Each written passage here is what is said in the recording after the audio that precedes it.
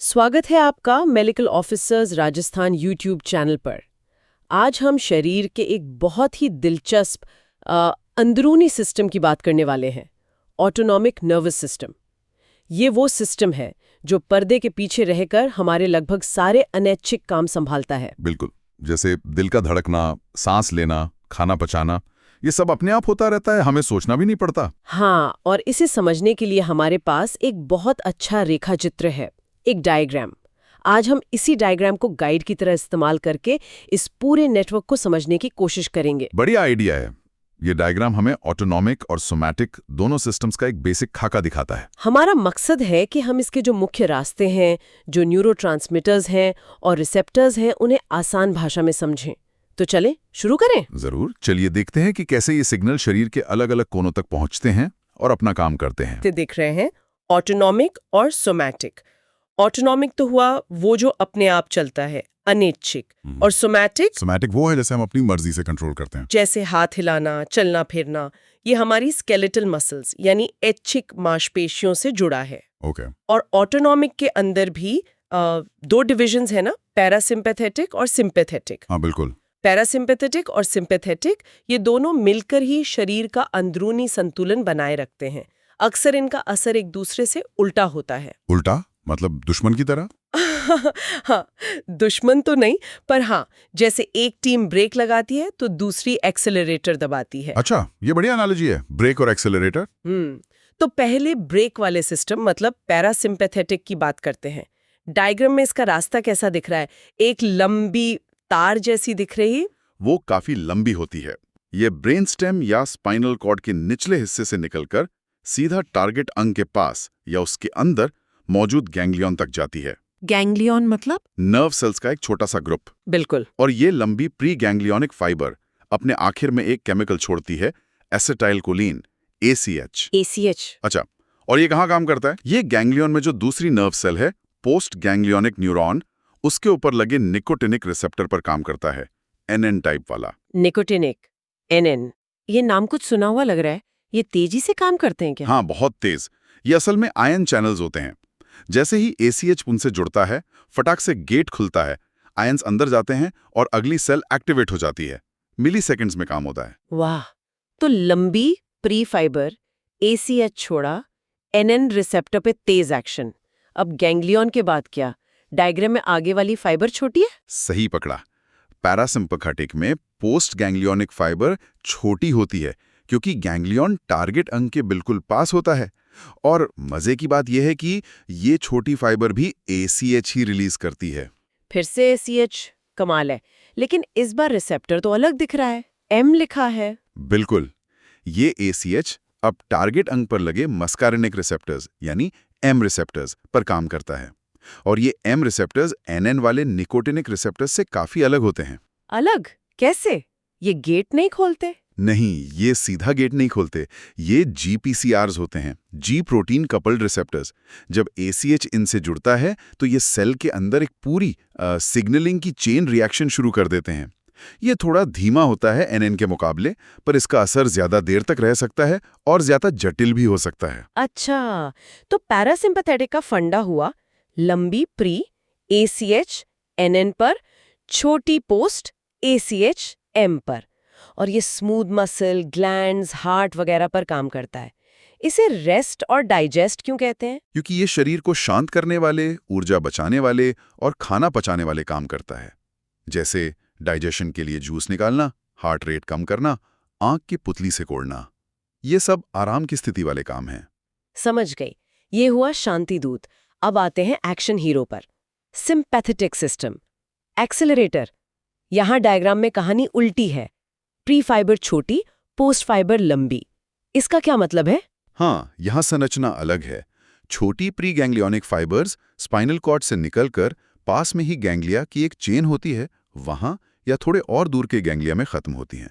और यहाँ भी प्री गैंग्लियोनिक फाइबर ACH ही रिलीज करती है, जो पोस्ट गैंग्लियोनिक सेल पर NN रिसेप्टर पे ही काम करता है। अच्छा, यहाँ तक तो पैरासिम्पैथेटिक जैसा ही है, प्री फाइबर से ACH NN रिसेप्टर पर। लेकिन इसके बाद जो लंबी पोस्ट गैंग्लियोनिक फाइबर है, वो क्या छोड़ती है? क्या वो भी ACH? यहीं पर आता है बड़ा ट्विस्ट। ज्यादातर sympathetic post ganglionic fibres ACH नहीं बल्कि नॉरएपिनेफ्रिन यानी NE रिलीज करती हैं। ओह, नॉरएपिनेफ्रिन। अच्छा, तो ये दूसरा केमिकल मैसेंजर है और इसके रिसेप्टर्स कौन से हैं? डायग्राम में अल्फा और बीटा दिख रहे हैं। बिल्कुल। NE काम करता है एड्रेनर्जिक रिसेप्टर्स पर, अल्फा 1, अल्फा 2 और बीटा 1, बीटा 2, बीटा 3। ये भी ज्यादातर GPCRs ही होते हैं मस्केरेनिक की तरह। ये भी उन्हीं अंगों पर होते हैं, स्मूथ मसल, हार्ट, ग्लैंड्स, पर इनका असर अक्सर M रिसेप्टर से उल्टा होता है। और इसी को फाइट और फ्लाइट कहते हैं। मतलब ये तनाव या खतरे में एक्टिव होता है। हाँ बिल्कुल, जब लड़ने या भागने की जरूरत हो या कोई भी स्ट्रेसफुल सिचुएशन हो तो ये सिस्टम एक्टिवेट हो जाता है। हार्ट रेट बढ़ाना, ब्लड प्रेशर बढ़ाना, सांस की नली चौड़ी करना, खून को मसल्स की तरफ भेजना, ये सब काम करता है। पाचन वगैरह को उस समय रोक देता है। और छोटी प्री लंबी पोस्ट फाइबर का फायदा ये कि एक सिग्नल कई जगह फैल सकता है। हाँ, एक प्री गैंग्लियोनिक न्यूरॉन कई पोस्ट गैंग्लियोनिक न्यूरॉन्स को एक्टिवेट कर सकता है, जिससे सिंपैथेटिक रिस्पॉन्स ज्यादा फैलावा, मतलब वाइड स्प्रेड होता है। दिलचस्प। लेकिन डायग्राम में कुछ अजीब चीजें भी हैं।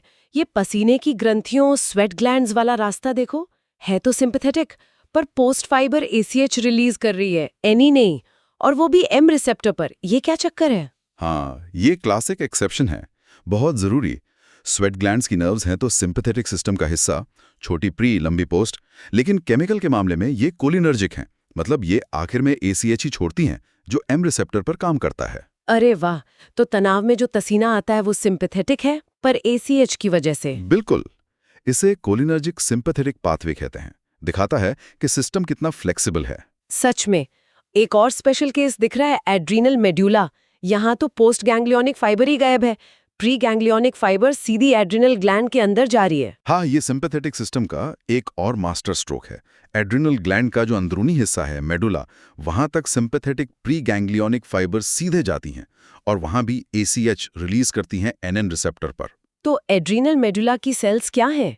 पोस्ट गैंग्लियोनिक न्यूरॉन की तरह? बिल्कुल, वो एक तरह से मॉडिफाइड पोस्ट गैंग्लियोनिक न्यूरॉन्स ही हैं, और जब ACH उन्हें स्टिमुलेट करता है तो वो रिलीज करती हैं NE। मुख्य रूप से एपिनेफ्रिन EP, जिसे एड्रेनालिन कहते हैं, और थोड़ा बहुत NE भी। लेकिन कमाल की बात यह है कि ये इन्हें सीधे खून में छोड़ती हैं। खून में? नर्व एंडिंग पे नहीं। तो ये हार्मोन बन गए। एग्जैक्टली। EP और NE खून में घुलकर पूरे शरीर में फैल जाते हैं और जहां जहां एड्रेनर्जिक रिसेप्टर्स अल्फा और बीटा होते हैं उन पर असर डालते हैं। ये सिंपैथेटिक रिस्पॉन्स को और भी ज्यादा फैला हुआ और देर तक टिकने वाला बना देता है। नर्व वाला असर तेज, हार्मोन वाला थोड़ा धीमा पर टिकाऊ। तो एड्रीनल मेडुला एक तरह से सिंपैथेटिक सिस्टम का लाउडस्पीकर हो गया। अच्छा, डायग्राम में ब्लड वेसल के पास एक D1 रिसेप्टर भी है। ये क्या है? हाँ, वो डोपामाइन रिसेप्टर है। डोपामाइन भी EP से जुड़ा हुआ है। कुछ खास जगह, जैसे किडनी की ब्लड वेसल्स में, सिंपैथेटिक नर्व्स डोपामाइन रिलीज करती हैं, जो D1 रिसेप्टर पर काम करके उन्हें फैलाता है, मतलब वैसोडाइलेशन करता है। ये एक और स्पेशलाइज्ड मैकेनिज्म है। समझ गई। तो ऑटोनॉमिक के ये दोनों हिस्से, पैरासिम्पैथेटिक और सिंपैथेटिक, बड़े कमाल के हैं अपने बैलेंस और एक्सेप्शन के साथ। अब फटाफट तीसरे खिलाड़ी को भी देख लेते हैं, सोमैटिक नर्वस सिस्टम। इसका रास्ता तो डायग्राम में बड़ा सीधा साधा लग रहा है। हाँ, सोमैटिक वाला काफी स्ट्रेट फॉरवर्ड है। ये हमारी मर्जी से चलने वाली वॉलंटरी मसल्स को कंट्रोल करता है। यहाँ स्पाइनल कॉर्ड या ब्रेन स्टेम से एक अकेली मोटर नर्व निकलती है। बीच में कोई गैंग्लियन नहीं? कोई गैंग्लियन नहीं, सीधी मसल फाइबर तक। जहां नर्व और मसल मिलते हैं उसे कहते हैं न्यूरोमस्कुलर जंक्शन, NMJ। और यहाँ कौन सा केमिकल और रिसेप्टर है? फिर से ACH। बिल्कुल, यहाँ भी हीरो ACH ही है, लेकिन रिसेप्टर है निकोटिनिक का दूसरा टाइप, निकोटिनिक मस्कुलर, NM। ये मसल की सतह पर होता है। अच्छा, तो ऑटोनोमिक गैंग्लिया में NN और मसल पर NM, दोनों निकोटिनिक पर टाइप अलग। हाँ, और जब ACH इस NM रिसेप्टर से जुड़ता है तो मसल में आयन चैनल खुलते हैं, करंट पैदा होता है और मसल कॉन्ट्रैक्ट कर जाती है। तो ACH तो गजब का मल्टीटास्कर है। पैरासिम्पैथेटिक में 2 जगह, सिंपैथेटिक गैंग्लिया में, स्वेट ग्लैंड्स में, और आप सोमैटिक में भी। हाँ, ये सबसे कॉमन न्यूरोट्रांसमीटर्स में से एक है, और NN और NM में जो थोड़ा सा फर्क है, उसी की वजह से दवाएं इन्हें अलग अलग टारगेट कर पाती हैं। और सोमैटिक का ये सीधा कनेक्शन मतलब तेज और सटीक कंट्रोल है ना, जैसे हाथ बढ़ाना हो या पलक झपकानी हो। बिल्कुल। वॉलंटरी मूवमेंट के लिए तेजी और प्रिसिजन चाहिए, जो ये सिंगल न्यूरॉन और फास्ट निकोटिनिक रिसेप्टर देता है। ऑटोनॉमिक का काम ज्यादातर धीमा और फैला हुआ होता है। तो अगर हम सब कुछ समेटें, सोमैटिक हुआ वॉलंटरी, सीधा ACH NM।